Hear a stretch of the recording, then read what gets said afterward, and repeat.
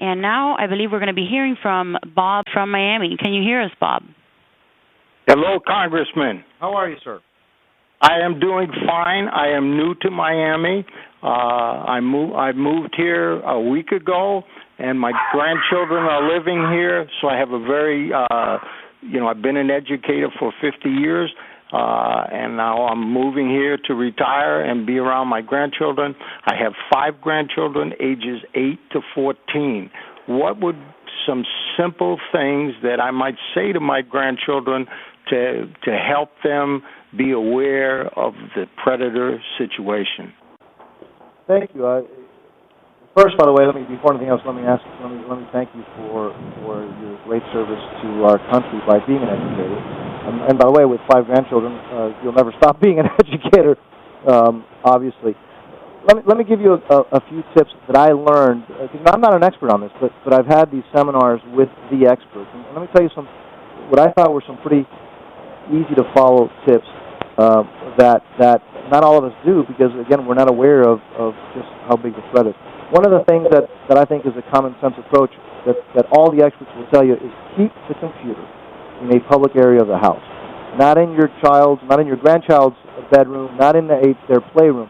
Keep it in a place where adults are always there, because what will happen is that if they start being reached by these predators, at least if it's in a public area, you'll be able to monitor it. You'll be able to see what they're saying, what they're typing back and forth. That's one, I think, very good common sense tip.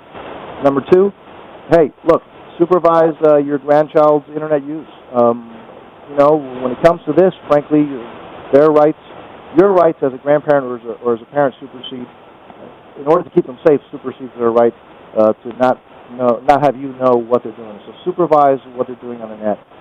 Installing software that allows filtering and blocking of certain websites is a step in the right direction, sir, but don't think that alone is going to protect them. That's another step that you can do, but as you know, with any step, new software that will protect it, the other side will be looking at ways to break through that software. So that's also helpful, but it's not the only answer.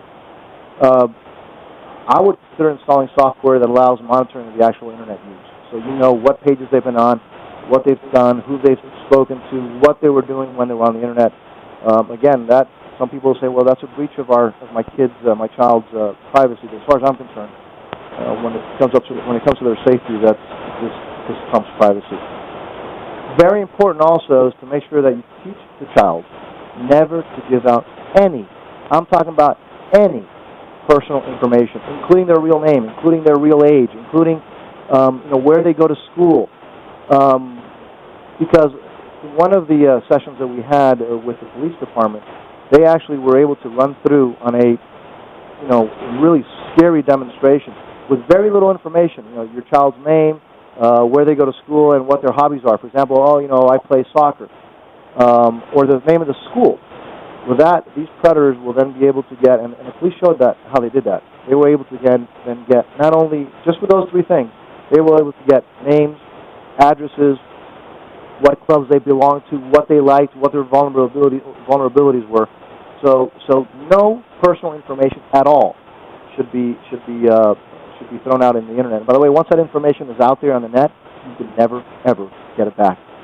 And look, the key one is just communicate. Communicate with the children, making sure that they understand that there's bad people out there, and to be aware of that, and make sure that they understand that if they do have somebody saying some things that are inappropriate, showing them or sending them some photos that are inappropriate, that they talk to you and they go to you first and they show you, hey, this is kind of weird.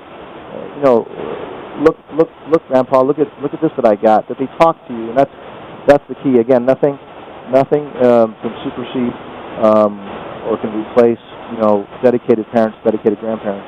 And again, sir, thank you for